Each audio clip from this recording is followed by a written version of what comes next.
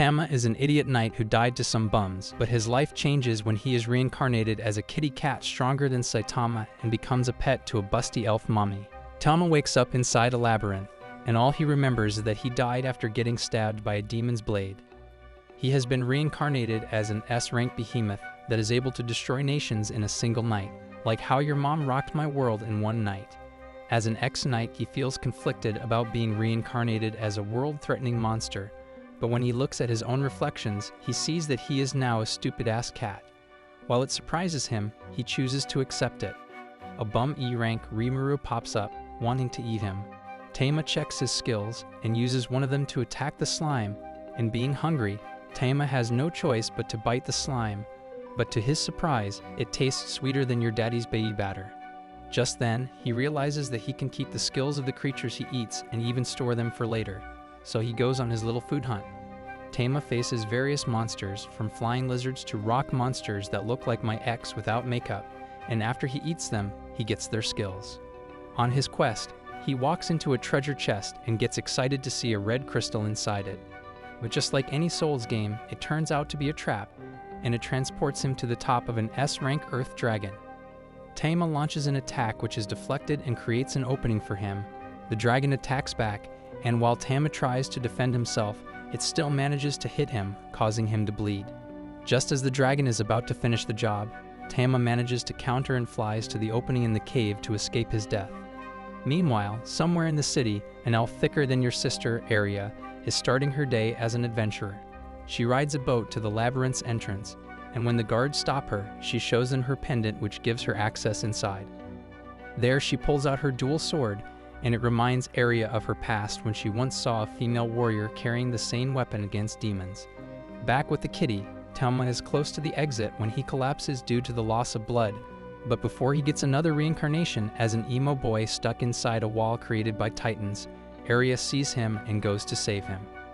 Tama wakes up bandaged and inside Aria's house where she takes care of him. He folds seeing such a beautiful elf with glorious mommy milkers and realizes that Aria doesn't know that he is an S-rank behemoth.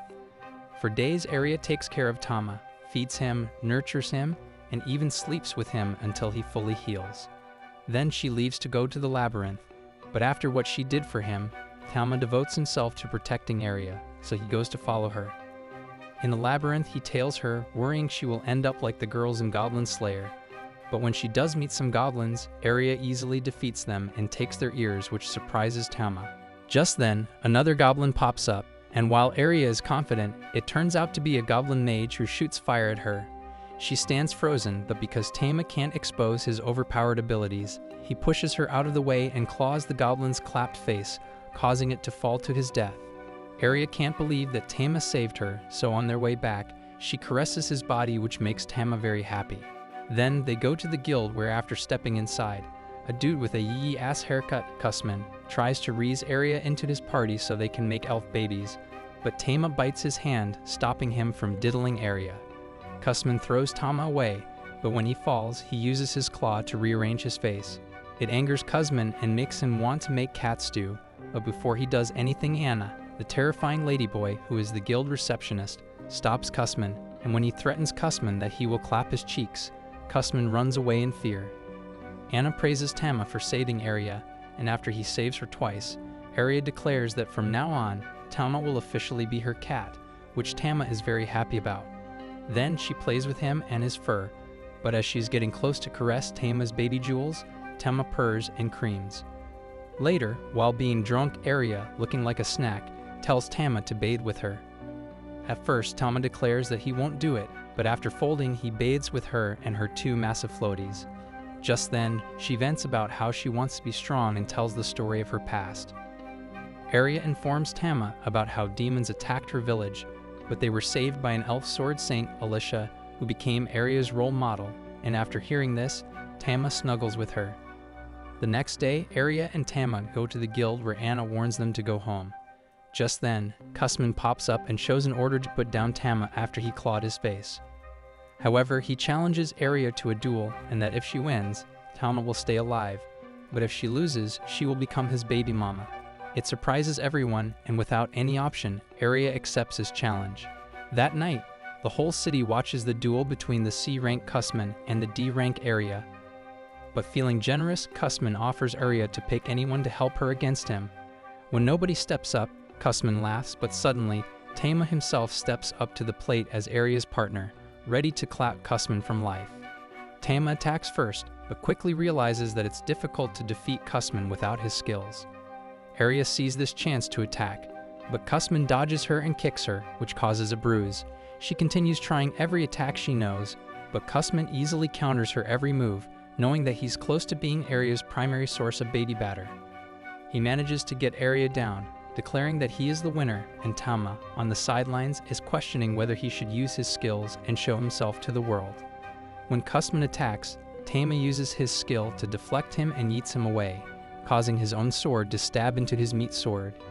It surprises everyone to see this cat so powerful, and while Tama realizes that his life is over, he feels no regret for saving his precious master. However, they celebrate him for being an elemental cat and not a behemoth, and they announce that Area is the winner. From that day forth, Tama, who is an evil S-class behemoth, is now the pet of a busty elf girl. The next morning, Tama wakes up next to Area, and wanting to pamper her, Tama licks her elf ear. And realizing she almost drools from her lower lips, Tama jumps off the bed, but it does nothing as Area pulls him back in to lick her ears some more. Later, they go to the armory and meet with the busty blacksmith, Vulcan. She feels excited to see the legendary cat, Tama, and they play around with him, and here, Tama feels blessed to be reborn as a cat surrounded by milky jugs. Just then, Vulcan asks Area why she's here, and she tells Vulcan that she wants her to make armor for Tama. Excited, Vulcan spends her day and night building the armor, and the next day, Tama is dripped out in his new swag. However, she informs Area that her request to make her sword lighter cannot be done, and while it saddens Area, Vulcan has an idea. She asks Area to form a temporary party with her so she can watch Area firsthand in battle to figure out the issue. Then they spend their time fighting goblins in the labyrinth, and being the muscle mommy that she is, Vulcan easily defeats her portion of goblins. Just then, an orc pops up, wanting both of the girls' cheeks, and when Area goes to attack, the orc easily counters her, so Tama has to step in to help Area defeat the orc as her moves are now readable by the enemy. However, Vulcan sees the weakness in Area's movement and informs her that the next enemy they'll face will be perfect for her practice. They meet a roper, and when Tama sees their opponent, he fears that this will end with the girls in hot bondage. Vulcan tells Area that she will be forced to change her moves against them, and when Area goes to attack them, she is proven right as the roper easily counters Area's fast movements. Just then, Vulcan throws Area dual knives, and when using them, Area manages to move faster than ever before. Here, Vulcan points out that Area fits better with knives in her hands, and using her speed, slashes the other roper, causing the monster to excrete white cream, causing Area to know beforehand what a night with Johnny Sins feels like. It angers Tama that she got creamed on her face, and she blitzes through the roper with ease, impressing both Vulcan and Tama. With the roper defeated, Tama takes a bite to absorb its skill, and while it tastes like your mother's juices, Tama manages to learn new skills. Meanwhile, Area is continuously stabbing the dead monster for what it did to her, stating that only Tama can defile her face. From then on, despite her infatuation with the Sword Saint, Area declares that she will become stronger not using swords, but knives. Then they enter a hot spring in the middle of the labyrinth, and Vulcan calms them down, stating that the Philosopher's Stone protects them from danger. The stone brings Area back to her past, reminding her of when her village got attacked. Area tells Tama to join the bath, showing him just how much plot she carries, and while Tama initially convinces himself that he won't fold, he joins them and their beautiful puppies in the hot bath. Area asks Vulcan what happened to her last party, and she informs them that her old party broke up after 2 members clapped cheeks, causing one of the members to get pregnant. It brings Vulcan to Area's party and informs her that elemental cats like Tama can crossbreed, and when Tama checks his new skills from the roper, he sees that he can make half-cat, half-elf babies with Area. While he convinces himself that he won't do it, Area gets excited over that idea, telling Tama to grow big quickly and show her the big dog inside of his little cat's body. Then they face a Minotaur, and despite her speed, Area's power is not enough to defeat it. However, Area continues attacking the Minotaur with her speed, impressing Tama, and manages to damage the Minotaur. Suddenly, the roof collapses, and just before it sends Vulcan to another world, Tama saves her, causing her to fold. Aria defeats the Minotaur, while Vulcan can't believe just how manly Tama is after saving her, and she wants to join the harem. Later, they bring the Minotaur's head back to the guild where Anna congratulates Aria for her new weapon, and they celebrate.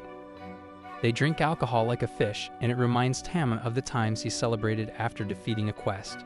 Just then, Vulcan asks if they want to form a real party with her, and while Aria is a little hesitant, Tama takes her hand to join Vulcan's hand, and they form a party for real. Weeks later, Tama finds himself stuck between the two sleeping girls' melons where they both talk in their sleep about wanting to make cat babies with Tama, but being the honorable knight, Tama distracts himself by looking at his stats. There, he finds that he can evolve his cat form to the next stage and steps closer to becoming a true behemoth, but not wanting to destroy the peaceful life he has now with Aria, he decides to ignore it unless it's necessary.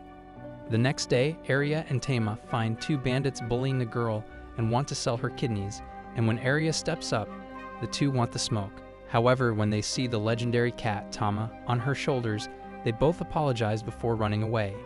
Aria comforts the little girl, and she introduces herself as Lala, who lost both her parents. Aria takes her to a church filled with orphans, and they are all stoked to see Aria. She meets up with the nun to hand Lala in her care, and the nun tells Aria how happy they have been since Aria has been coming to visit them, and here, Tama promises to himself that he will always support her. Later, while looking at some rice cakes, the party heads to the guild where Anna congratulates Aria for reaching the C rank as an adventurer. Just then, they see a crowd on the quest board as they all are looking at the emergency quest. Anna informs them that people have been missing in the town of Rinald and that the culprits might be demons. It surprises all of them, but being the noble warrior with big jugs, Aria asks Anna to tell her more information. Comment down below, Busty Elf and her kitty cat, if you finished the video, and subscribe to stay tuned on the next part of this cat-loving anime next week.